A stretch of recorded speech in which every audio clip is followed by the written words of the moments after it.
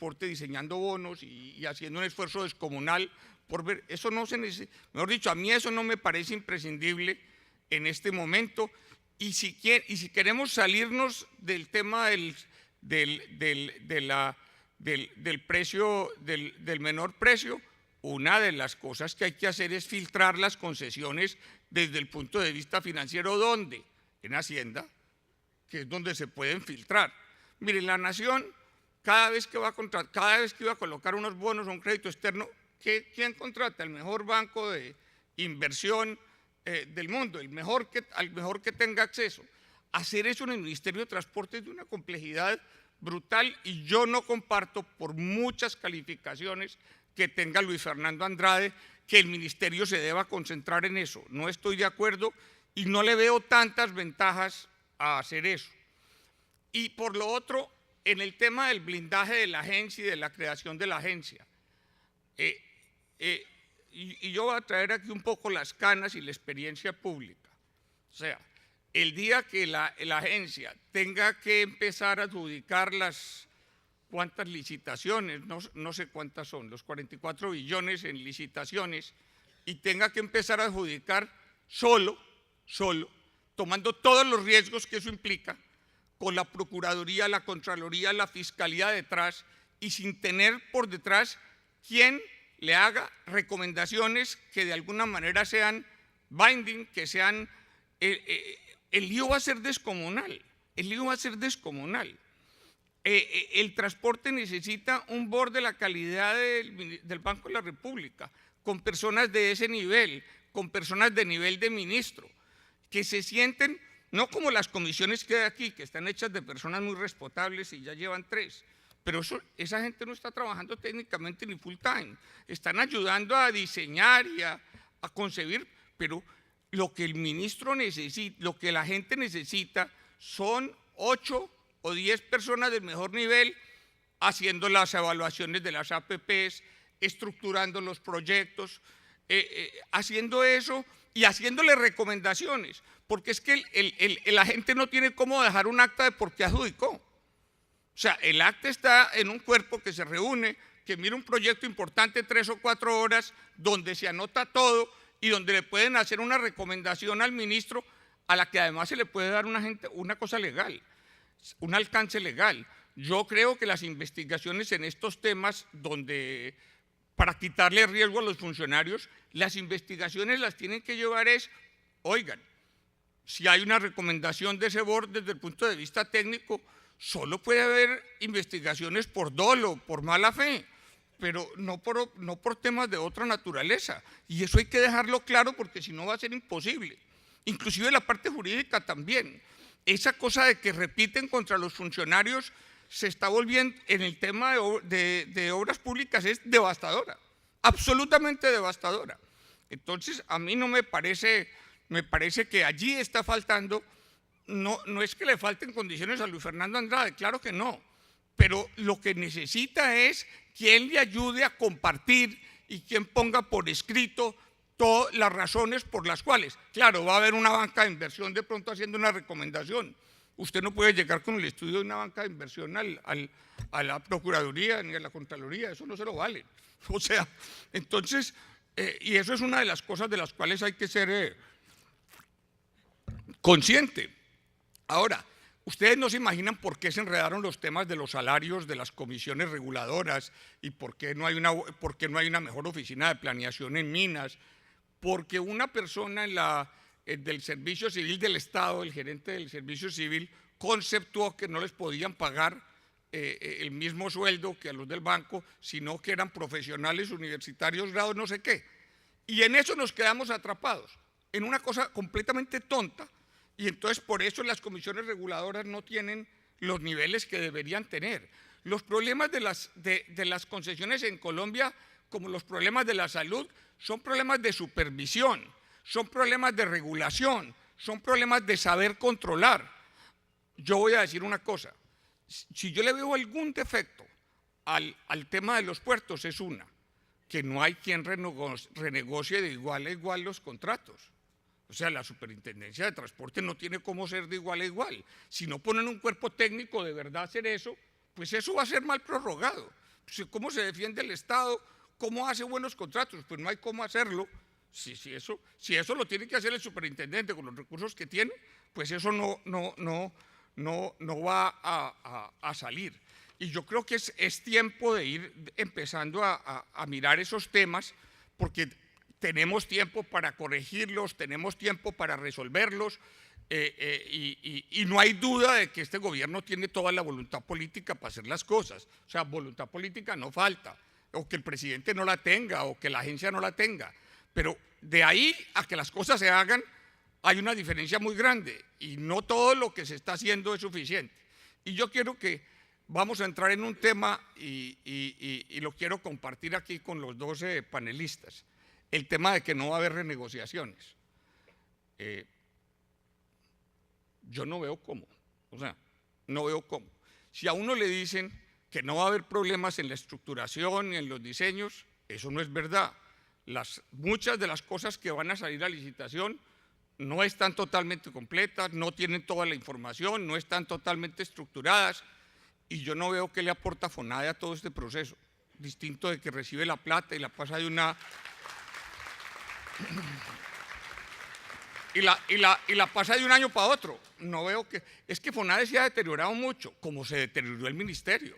O sea, el ministerio hace unos cuantos años, yo no sé cuántos, era un ministerio que tenía capacidad técnica y que era respetado. Eso se ha ido derodando por 1000 razones, entre otras cosas por la inestabilidad.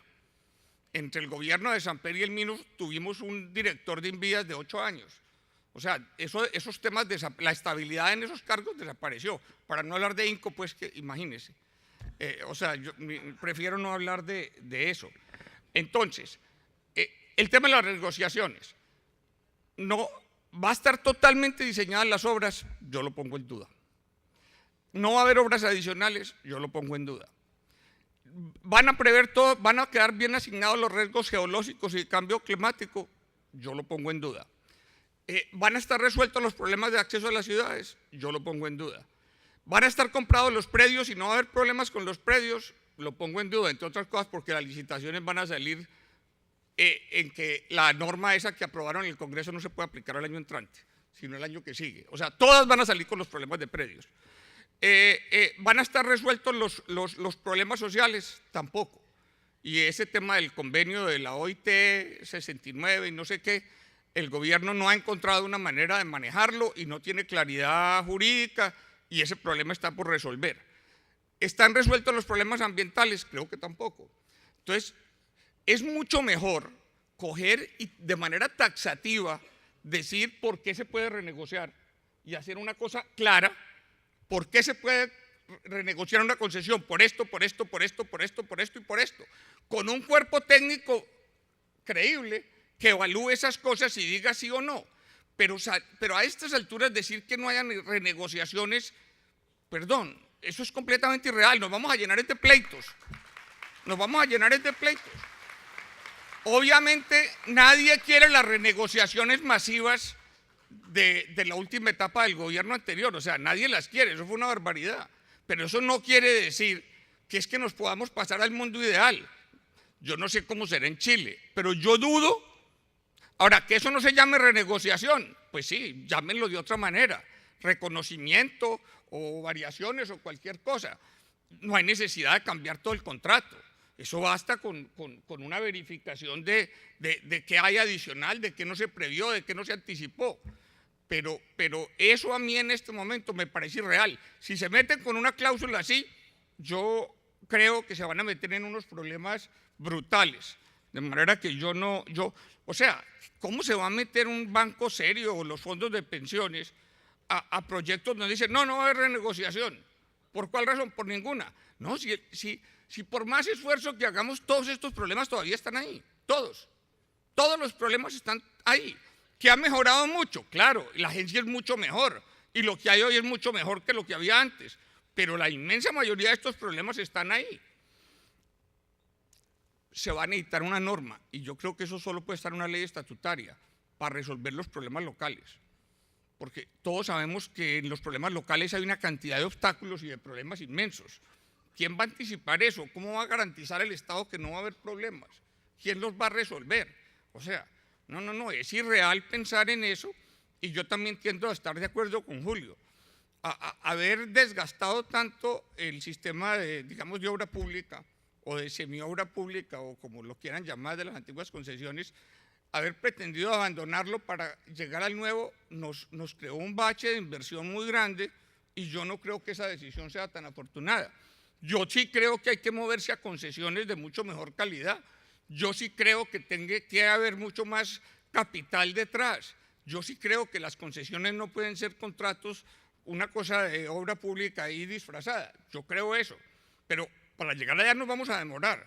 Y a mí me da pena, pero yo no veo que estemos preparados para llegar a ese punto. Tampoco estamos preparados para decir que no va a haber adiciones, que no va a haber prórrogas.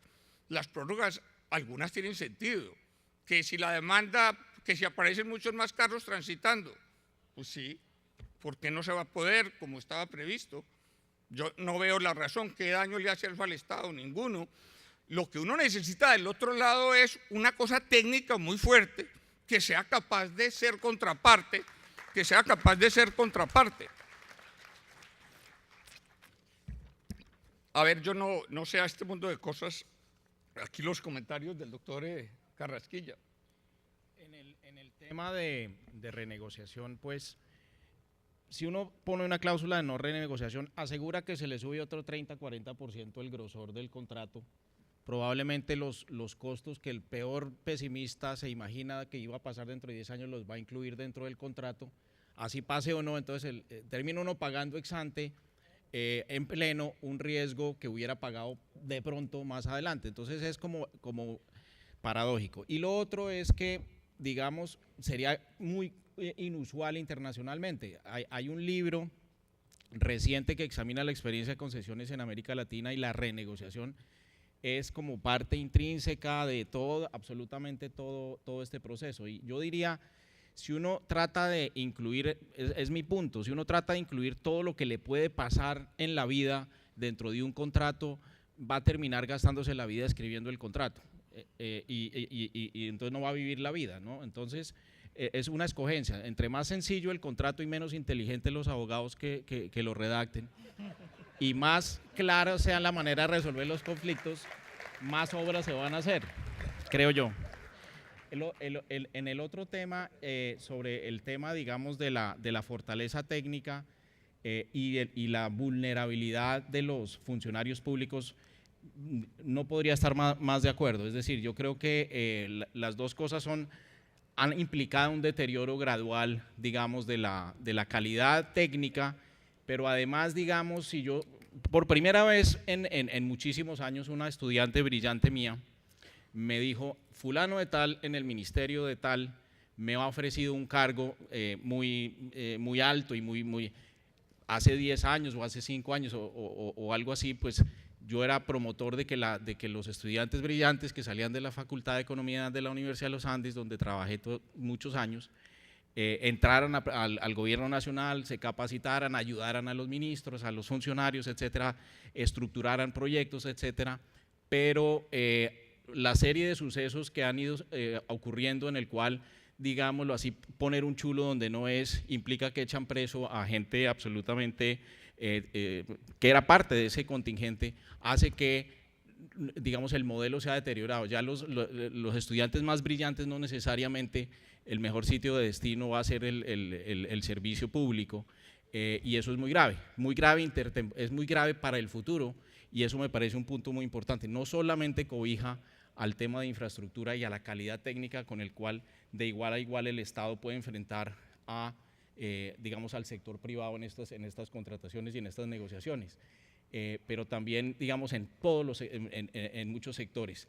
Y lo otro es, digamos, los organismos de control y de vigilancia, etcétera, tienen un papel fundamental que cumplir, pero en primer lugar me parece que son muchos y en segundo lugar me parece que hierven al calor de coyunturas y siempre en contra del funcionario público, y en tercer lugar sí me parece que si el esquema es, digamos, anticipar los riesgos de que un funcionario público cometa una indelicadeza voluntaria o involuntariamente, si lo queremos anticipar, caemos en el mismo vicio de inflar los contratos, es decir, entonces finalmente lo que va a terminar es un país que la gente que entra al servicio público no es la mejor o la mejor potencialmente, y la gente que toma decisiones en el sector público no es la que debería estar tomando las decisiones, porque los que deberían estar tomando las decisiones les da susto con toda la razón tomar las decisiones. Entonces terminamos en un equilibrio en el cual el deterioro es generalizado.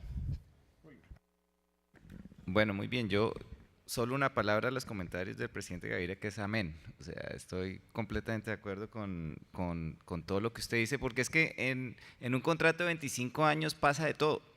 O sea, las preferencias de la gente cambian, la capacidad adquisitiva de la población cambia. Solo por ponerles un ejemplo, en aeropuertos, en una de las últimas concesiones, el plan maestro para un grupo de 6 aeropuertos llamaba, aquí en Colombia, en el oriente del país, llamaba para que hubiese 1,5 millones de pasajeros transportándose por ese aeropuerto este año. Si ustedes ven las cifras, hay más de 3,5 millones de pasajeros en este momento. Y eso fue solo un cambio en 3 años contra un plan maestro. ¿Por qué? Porque hubo una emergencia invernal y entonces las carreteras se colapsaron, el poder adquisitivo de los colombianos creció materialmente y la gente puede reemplazar bus por avión. Y claramente la preferencia de la población al tener ese poder adquisitivo y el crecimiento económico hace que la gente viaje más. Imagínese entonces uno tener la camisa de fuerza, tener un contrato diseñado, unos aeropuertos diseñados para 1,5 millones de pasajeros cuando tienen el doble. Entonces realmente esto por definición son contratos dinámicos y son contratos que tienen que tener la capacidad de adaptarse a los cambios bajo unas reglas de juego claras, protegiendo el dinero público, pero sobre todo asegurando la calidad del servicio y la sostenibilidad de esa inversión privada y esa inversión pública que se está haciendo en esos proyectos. Se nos está acabando el tiempo, o se nos acabó el tiempo. Se nos quedan un mundo de temas, yo creo que importantes, pendientes. La utilidad de la ley de las asociaciones público-privadas. Yo no es en las obras sociales, donde obviamente eso no es aplicable con el límite del 20%, pero ni siquiera en las viales. ¿Cuántas vías quedan a las cuales con menos de 20% de subsidio se pueden hacer? Yo creo que ninguna. O sea, esa ley está muerta y no sirve para nada. Esa es la verdad. Esa es la realidad de hoy. No sirve. No sirve. No sirve y tenemos que hacernos a la idea de que no sirve. Y hay que empezar a mirar, no solo para la parte vial, sino para muchos otros sectores, encontrar un marco normativo que sea útil. Es más, en la parte técnica hay que buscar una manera también de evaluar las propuestas que vengan para hacer infraestructura social, donde también hay un enorme cuello de botella. ¿Quién va a mirar eso? Porque hay muchos ministerios que no son capaces de mirar eso. Eso lo deberían mirar en ese mismo board de obras públicas, o sea, ahí deberían evaluar todas las APPs. El segundo, y creo que todo el mundo tiene la inquietud, el tema del diseño de las nuevas vías y el tema de que no se está avanzando de manera significativa, como por ejemplo se está haciendo en las autopistas de la montaña. O sea, aquí nos vamos a gastar 44 millones para intervenir 8.000 y pico de kilómetros, y allá son 20, 800 y pico. Entonces, alguna cosa está fallando allí. Yo no digo que todas tengan que ser de esas especificaciones, pero yo creo que allí hay unos problemas que todavía estamos en tiempo de mirar. Yo estoy totalmente de acuerdo con las normas, con los comentarios de las normas anticorrupción. Quieren compensar la incapacidad técnica y la mala gestión del Estado y la incapacidad de supervisión por normas punitivas y carcelarias. Perdón, así no se resuelven, y lo único que hacen es, ni siquiera paran la corrupción, lo único que hacen es dificultar y cada vez hacer más costoso las obras públicas, y pues sí hay muchos otros temas de esta naturaleza, pero yo sí creo que con toda la nueva política que se ha puesto en marcha hasta ahora, está llegando el momento de ver qué tan realistas son los propósitos que se trazaron, pudiendo compartir los objetivos, pero qué tan realista es eso, y qué tanto se van a resolver todos los problemas, y sobre todo yo le tengo mucho miedo a esa cosa de que aquí no va a haber una sola renegociación. O sea, pónganle a eso otro nombre, pero eso es lo más irreal que yo he visto en mi vida. O sea, eso es como esa norma de que los funcionarios públicos no pueden hacer política. O sea, no hay nada más irreal, porque creo que los únicos que hacen política, en vez de decirles qué pueden hacer y qué no pueden hacer, vivimos en un paraíso convencidos, o sea, contra toda realidad. ¿Qué hay que hacer? Decir los fundamentos de la renegociación y los procedimientos y cómo se hace, no darle la espalda a la realidad. No sé si Julio quiera decir una última cosa.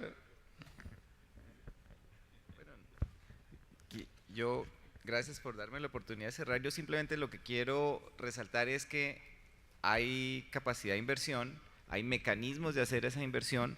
Las APPs no son la única forma de hacerlo, son una forma muy conveniente de hacerlo para ciertos proyectos, pero uno tiene que tener la capacidad de ejecutar, porque aquí lo importante es hacer. Pensar es relevante, pero lo más importante en este momento de atraso de infraestructura es hacer, y hay que dedicarse a hacer, y ahí es donde tenemos que enfocarnos, a ejecutar, ejecutar, ejecutar y ejecutar.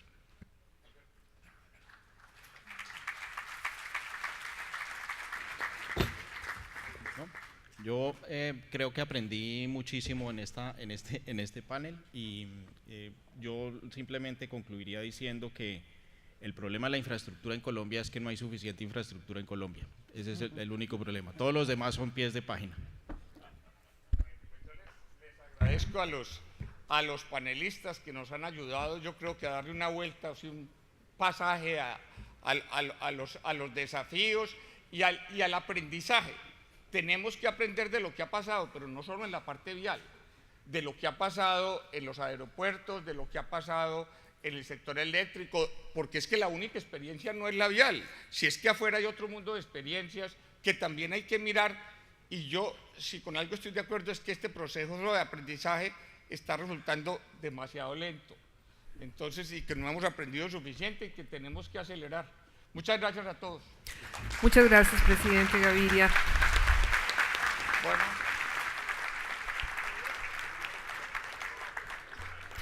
Les recuerdo, quienes vayan a ser reconocidos con el premio a la trayectoria empresarial, si son tan amables, a las 12 en punto de la tarde los necesitamos en el salón. Les recuerdo reclamar sus manillas para asistir a la fiesta de cierre de esta noche, precisamente en el patio de banderas.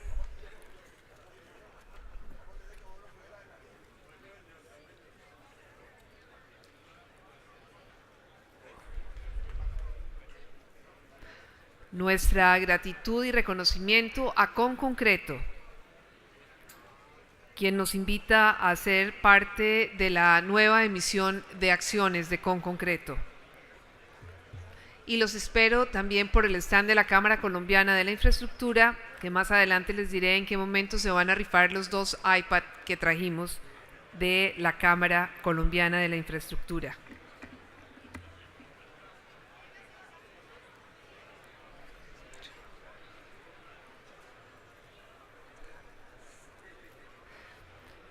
Recuerden no dejar sus objetos personales en el salón cuando salgan de él. Invito a la mesa principal inmediatamente al director de McKinsey, Andrés Cadena, al director del Departamento Internacional de Infraestructura del Tesoro Británico, Javier Encinas, al señor exministro de Estado, Jorge Humberto Botero, y al economista Armando Montealegre. Por favor, estas 4 personas, vamos a continuar con ellos en 5 minutos.